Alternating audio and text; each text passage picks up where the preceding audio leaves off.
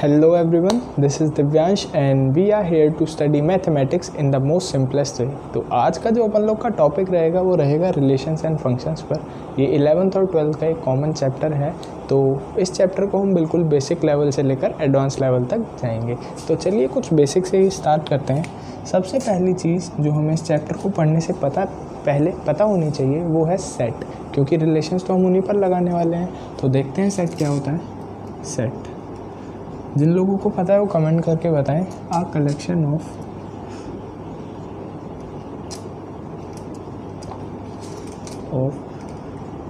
Well defined things. बस हमें concept पर ध्यान देना है, एडवांस लेवल तक के क्वेश्चन भी हम फिर आराम से लगा पाएंगे। तो अब बात करते हैं सेट की। एक एग्जांपल से समझते हैं कि let A be the set of all natural number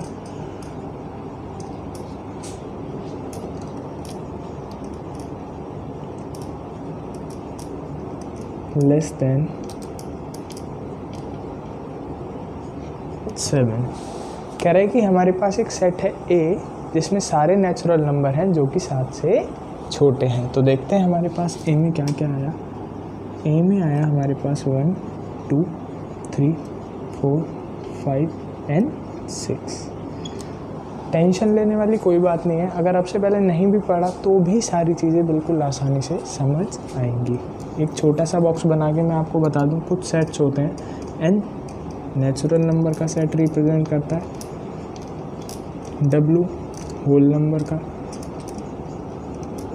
Z integers का, I इर्रेशनल,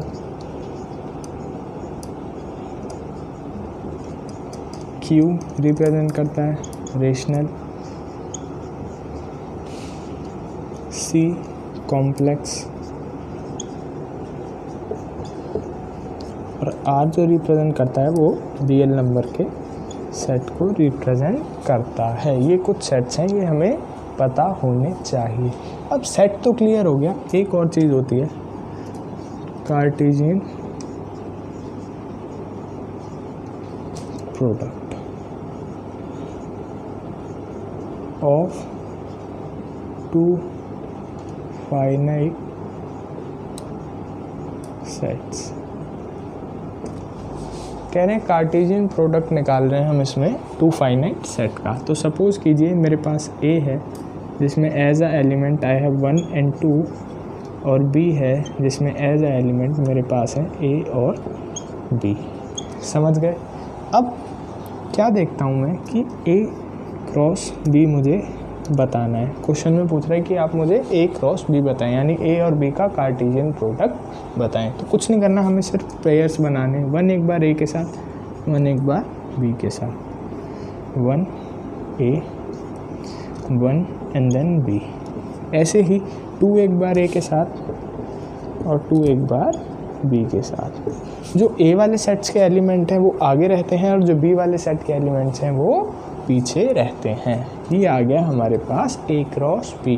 एक छोटा सा फॉर्मूला हम याद रखेंगे, number of elements in A cross B क्या होता है, number of elements in A into number of elements in B। इतना बेसिक से आपको मैं इसलिए पढ़ा रहा हूँ क्योंकि जब हम बिल्कुल बेसिक से अपना बनाकर चलते हैं, अपना बिल्डअप करके चलते हैं, तो कोई भी लेवल का क्वेश्चन आ जाए समझने में आसानी होती है। चीज़ें पता होती हैं, कॉन्सेप्ट पता होता है, तो हम कॉन्सेप्ट पर सीधा काम करते हैं। चलो देख लेते हैं A क्रॉस B में कितने एलिमेंट्स हैं। Number of elements in A कितने थे, 2 into number of elements in B भी थे 2, तो total number of elements in A cross B कितने हो गए, 4। अब हमें ये चीज़ तो समझ आ गई कि सेट क्या होता है, कार्टेशियन प्रोडक्ट क्या होता है। अब इस चैप्टर को हम स्टार्ट करते हैं। चलो जल्दी जल्दी जल्दी जल्दी। अब हम बात करते हैं रिलेशन की।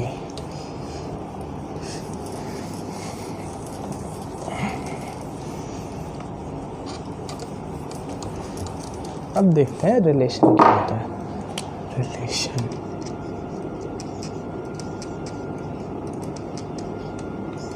सपोज कीजिए मेरे पास दो सेट हैं एक में है चिंटू, टोनी और मोनू।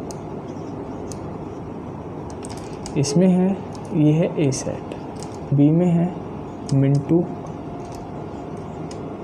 सोनू, टीटू और विशु। ये ए सेट है मेरे पास, ये बी सेट है। अब मैं कहता हूँ कि चिंटू और मिंटू भाई हैं, मोनू और सोनू भाई हैं और टोनी और टीटू भाई हैं, विशु किसी का भाई नहीं है। तो मैं कह रहा हूँ कि डिफाइन करो, define relation in roster form. कैसे डिफाइन करूँगा? R is equals to relation कैसे डिफाइन करूँगा बताओ? सिंपल है, बहुत सिंपल। जो रिलेशन जो क्वेश्चन में गिवन है उसी डाटा को यूज़ करके हम रिलेशंस लिखेंगे। देखते हैं, ए और बी के बीच में रिलेशन यहाँ पर बताना है। चिंटू और मिंटू, इन दोनों के बीच में रिलेशन लगा हुआ है। चिंटू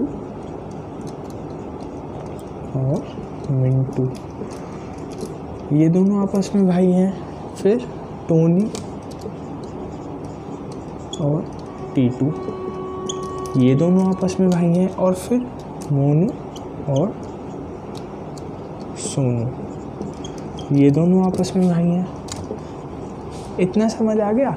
जब हम अपने रिलेशन को इन एलिमेंट्स की फॉर्म में लिखते हैं, इस फॉर्म को ही हम रोस्टर फॉर्म बोलते हैं। यहाँ पर एक और चीज़ होती है, domain, range and codomain of relation. देखो इतना सिंपल बना दूंगा इस चैप्टर को कि सारी चीज़ें बहुत अच्छे से समझ आएंगी। अब हमने कैसे लिखा है अपने रिलेशन को? क्या मैंने ए कॉमा बी की फॉर्म में लिखा है? ए वाले सेट का एलिमेंट आगे और बी वाले सेट का एलिमेंट पीछे। क्या इस फॉर्म में मैंने रिलेशन को लिखा है? हाँ, बिल्कुल इसी फॉर्म में लिखा है। कुछ नहीं करना, डोमेन में जितने भी ए के एलिमेंट्स हैं रिलेशन में वो लिख दो। All elements A in relation. अब रेंज में क्या करना है? सारे बी वाले एलिमेंट लिख दो। तो all the B in relation. अब कोडोमेन क्या होता है? थोड़ा समझना इस चीज़ को। Codomain, all the elements of set B, all the elements of set B. समझ आ गया? जितने भी एलिमेंट्स सेट बी से आ रहे हैं ये तो हो गए हमारे कोडोमेन। और अपनी रेंज क्या हो गई? ये समझ रहे हो, ये बी वाले एलिमेंट्स। और डोमेन क्या हो गया हमारा? कहाँ से लेके जाऊँ? ये वाले सारे एलिमेंट्स। समझ आ गई चीज़?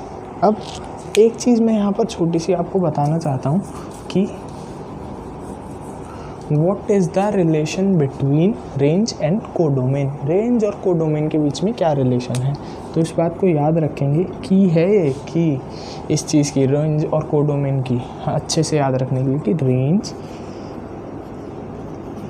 Is a subset of codomain. ऐसा मैंने क्यों कहा कि range is a subset of codomain? क्यों? देखो रेंज के सारे एलिमेंट सेट बी से आ रहे हैं, समझ रहे हो मेरी बात को? और जितने भी एलिमेंट सेट बी में हैं वो कोडोमेन के अंदर आ रहे हैं।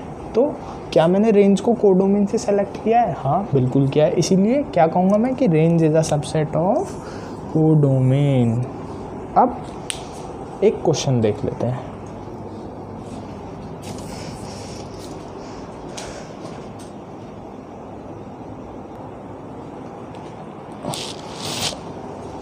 अब बात कर लेते हैं क्वेश्चन की। क्या क्वेश्चन कह रहा है कंसीडर करो हमारे पास दो सेट्स हैं, सेट ए जिसमें है टीना और फातिमा और सेट बी जिसमें है मनोज, राम और अजहर। अब क्वेश्चन कह रहा है suppose Tina has 2 brothers Manoj and Ram and Fatima has 1 brother Azhar. समझ गए?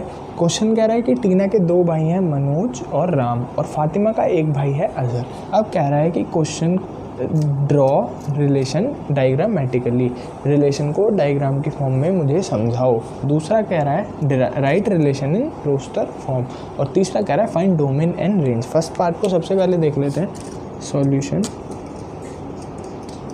ठीक है, अब मैं कहता हूँ मैंने ए सेट को बना लिया, क्या था, टीना एंड फातिमा, और बी सेट भी बना लिया, मनोज,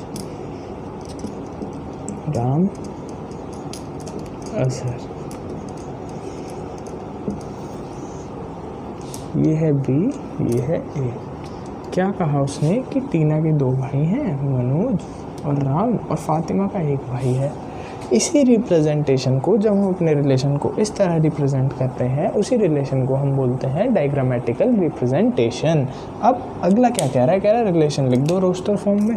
सेकंड पार्ट कह रहा है मुझसे कि रिलेशन लिख दो भैया रोस्टर फॉर्म में, तो रिलेशन मैंने लिख दिया। रिलेशन टीना और मनोज एक पेयर, टीना मनोज, एक बार टीना और राम, एक बार फातिमा और अजहर।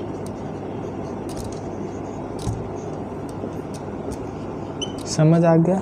रिलेशन हमने रोस्टर फॉर्म में भी लिख दिया। अब डोमेन और रेंज, मैंने क्या कहा था कि ए वाले एलिमेंट्स ए और बी की फॉर्म में लिखते हैं ना, ए वाले एलिमेंट्स और बी वाले एलिमेंट्स, तो all the elements of A in relation is known as domain. तो डोमेन लिख दूंगा मैं। डोमेन क्या क्या हुआ मेरे पास, देखो 2 बार टीना ज़रूर है पर लिखा एक ही बार जाएगा।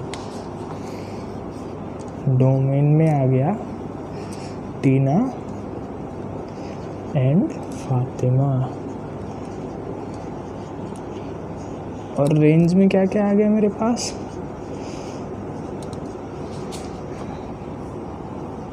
मनोज, राम और अजहर। समझ आ गया? क्वेश्चन समझ आ गया, सॉल्यूशन समझ आ गया। एक टाइप का क्वेश्चन और होता है, उसे भी देख लेते हैं। हाँ जी, तो सेकंड टाइप का क्वेश्चन होता है कुछ इस तरह का, जिसमें वो कह रहा है R be a relation from N to N. क्या कह रहा है, रिलेशन है एन टू एन। पहले हम क्या रिलेशन लगा रहे थे, ए टू बी, उसी की तरह है, कुछ अलग नहीं है इसमें। डिफाइंड बाय, मतलब किससे डिफाइन हो रहा है कि relation is equals to x comma y where 4x + y is equals to 12, और x और y क्या कर रहे हैं, नेचुरल नंबर को बिलोंग कर रहे हैं। तो कह रहा है रोस्टर फॉर्म में बता दो, देख लेते हैं। 4x + y is equals to 12। जब मैंने x को 1 डाला तो y कितना आया मेरे पास, 8। कैसे आया, 4 + y इज इक्वल्स टू 12, तो y इज इक्वल्स टू 8 आ गया ना। जब मैंने x को 2 डाला तो y कितना आया, 4। जब मैंने x को 3 डाला तो y कितना आया, 0। क्या ये सही है, नहीं, क्योंकि 0 नेचुरल नंबर में नहीं आता। तो हम इसको कहाँ तक करेंगे, सिर्फ यहीं तक। तो क्या आया हमारे पास, रिलेशन इज इक्वल्स टू, ये सॉल्यूशन है, रिलेशन आया हमारे पास 1,8 एंड 2,4। समझ आई इतनी बात? अब कह रहा है डोमेन। डोमेन तो भैया बहुत आराम से बता सकते हो, 1,2 आगे वाले एलिमेंट्स, और रेंज, सॉरी, और रेंज क्या आई, 8,4। हो गया, समझ आ गया? अब बात करते हैं, अब नेक्स्ट वीडियो में हम बात करेंगे टाइप्स ऑफ रिलेशन की, कि रिलेशन कितने टाइप के होते हैं। Thank you. अगर आपको वीडियो अच्छी लगी है तो लाइक कर देना, कमेंट कर देना और शेयर कर देना उन सभी के साथ जिनको इस मटेरियल की ज़रूरत है, और मेरे चैनल को सब्सक्राइब करना मत भूलना।